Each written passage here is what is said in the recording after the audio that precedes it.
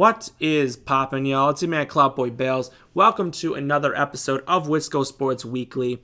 What a weekend it was for the Green Bay Packers this NFL draft, and I think this was Brian Gutekunst's best draft, probably of his general manager career. He did everything that he needed to do, and I think he did everything that he needed to do right. I am very happy. We addressed a lot of positions. We drafted, with our 11 draft picks, we drafted 3 linemen, 3 safeties, 2 linebackers, a running back, and a corner. I think we did a fantastic job, and I can't wait for next season. I mean, this is going to be spectacular. Obviously, as I always do, I'm going to grade the Packers and how I think that they did, especially on this NFL draft. Without further ado, my final grade, obviously I'm just going to start out with that right off the bat before I grade each player. I'll say that I give this grade a B+.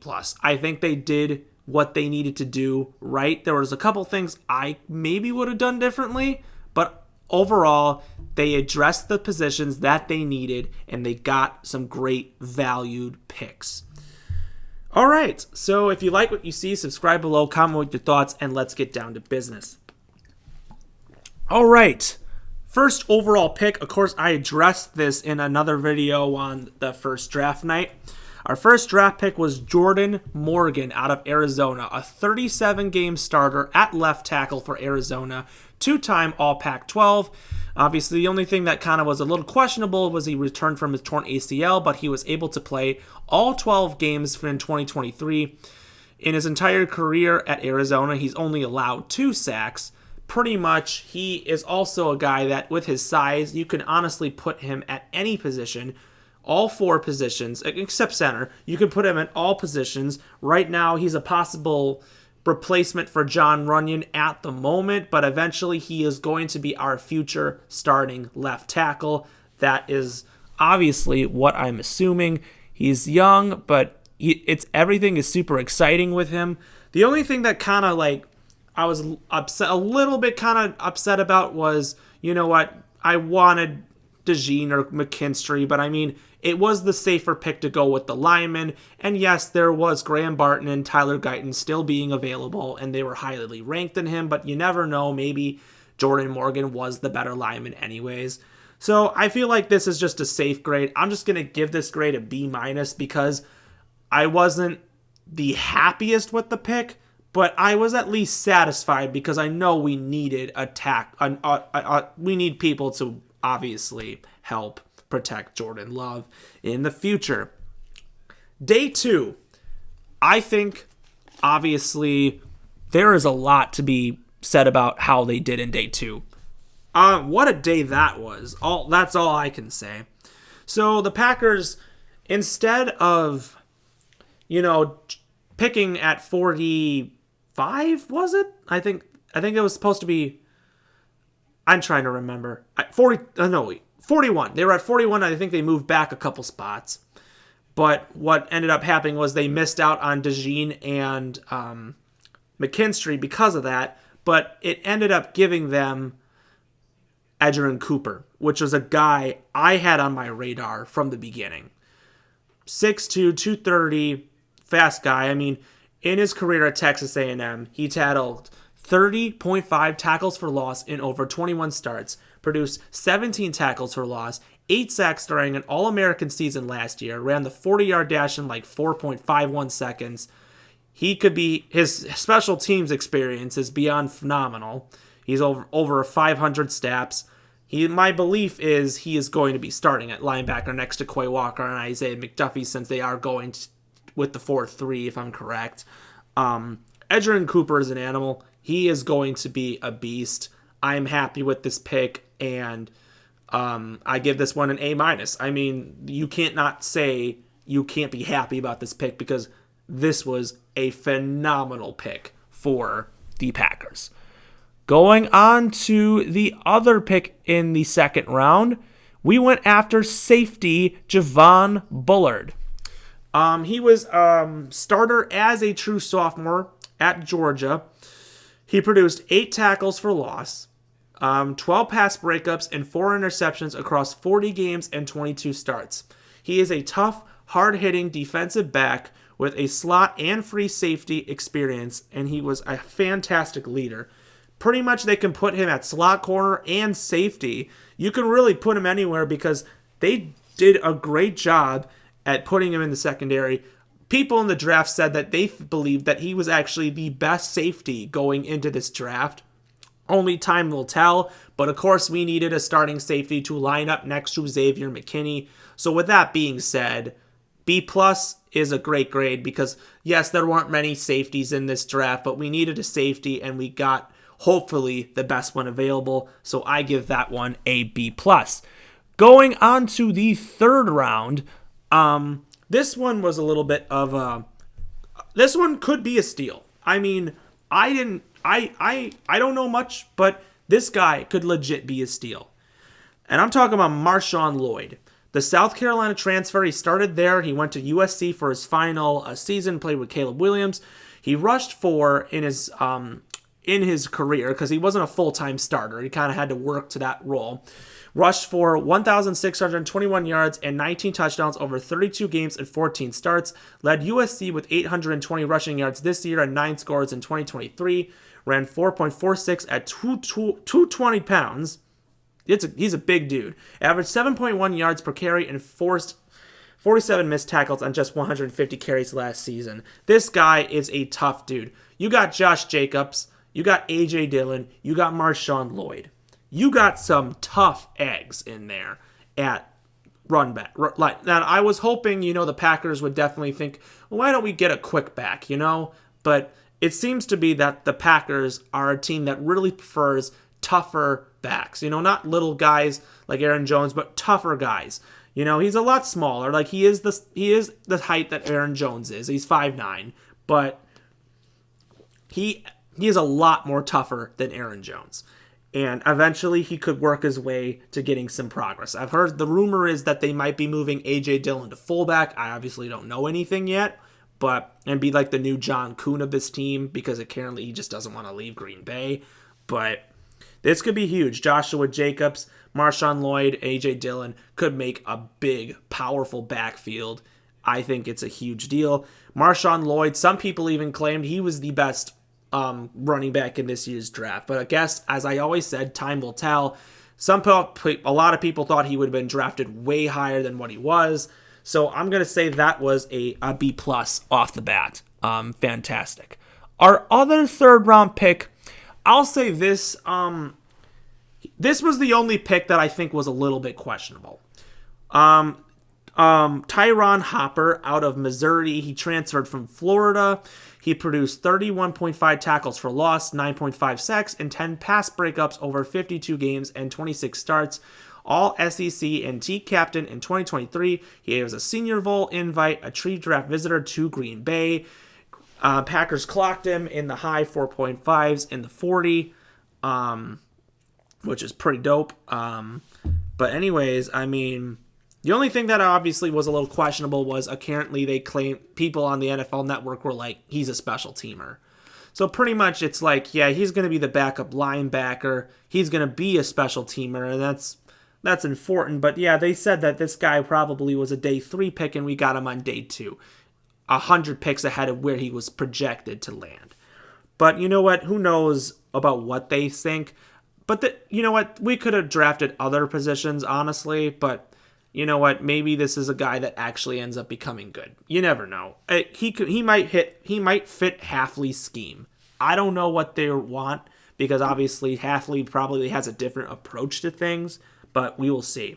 With that being said, I'll give Tyron Hopper a C- because of course it was a very questionable pick, but we don't know much yet until later. Going on to day 3, I thought it was a great day for the Packers. Day 3, they really dominated. Now, the first thing was in the 4th round, we had a lot of picks because we traded back and got 2 more draft picks. We were originally going to have 8 picks, but then we obviously, during the draft, traded up in the 4th and the 5th round and traded 2 of those picks back, so we ended up still with the same amount of picks anyways, but those picks did help us gain some people. The first guy we got in the 4th round was Evan Williams, the defensive back / safety out of Oregon. He was the Fresno State transfer, made over 300 tackles, picked off 4 passes, and forced 4 fumbles across 45 starts, and including an interception against Caleb Williams. 3 all-time conference pick, twice in the Mountain West, once in the Pac-12. Senior Bowl voted the top safety for national team. He blocked a punt and an extra point, almost 500 career special teams tackles. The guy is a great tackler. This guy could turn out to be really well special teams and a backup safety. Obviously, we needed depth at that position because we don't have it.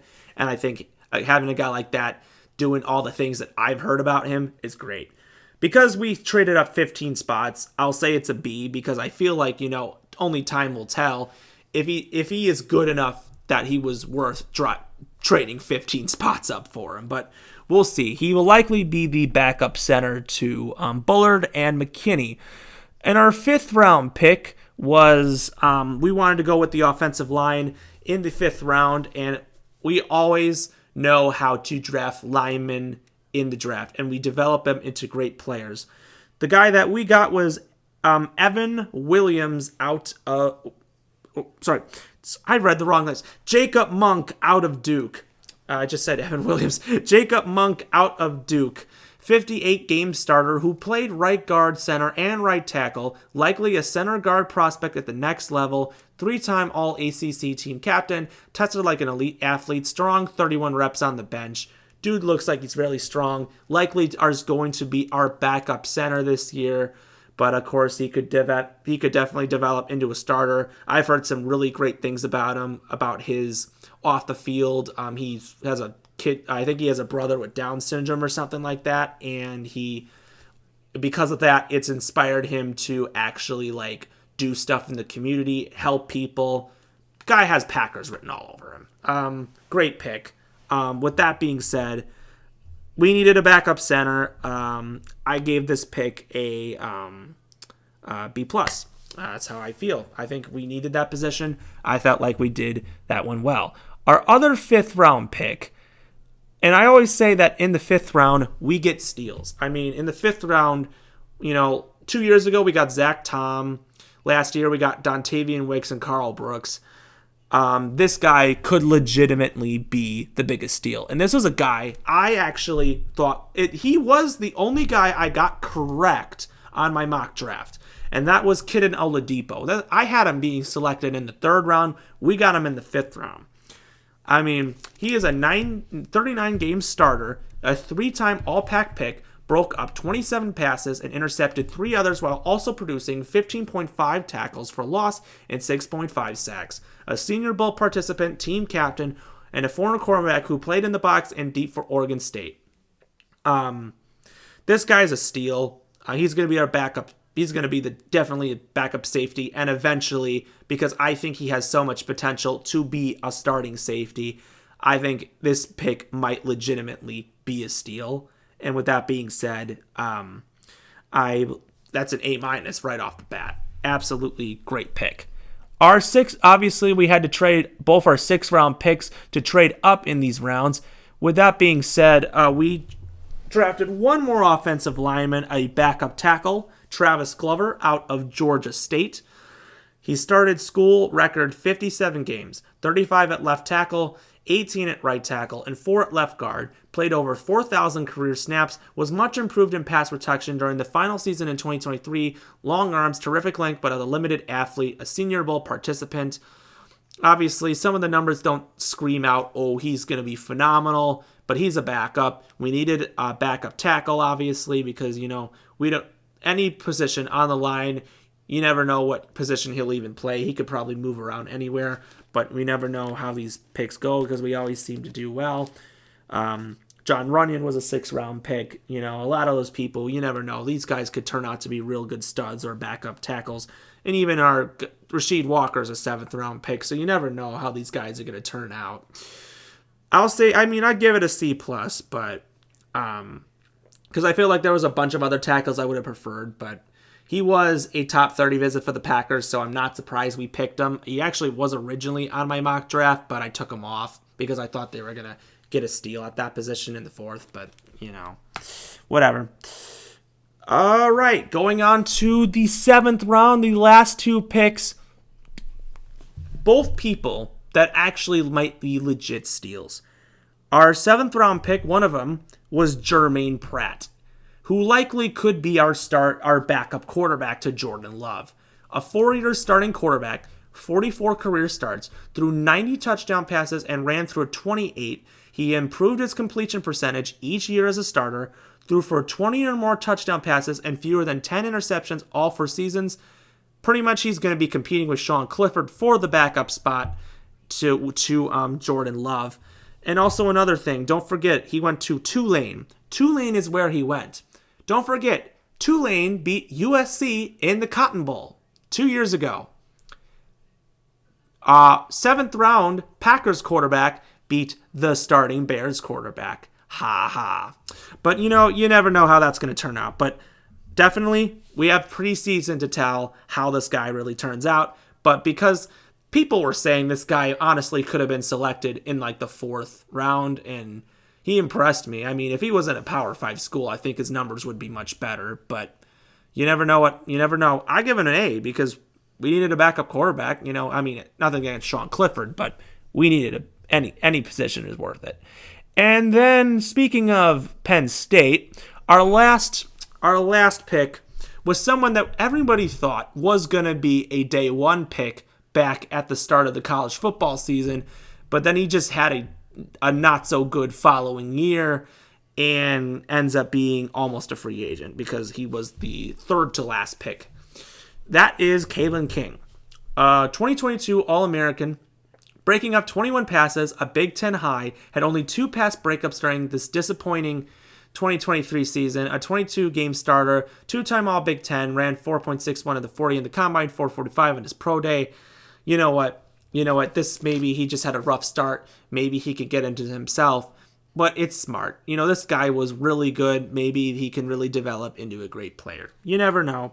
I'll give it a B- because honestly, I don't know much if he really his numbers really dipped over the years, but I hope that isn't a big issue. But that's that. But anyways, if you like what you see, subscribe below, comment with your thoughts, and as always, I can't wait for this Packers season. We will see you next time.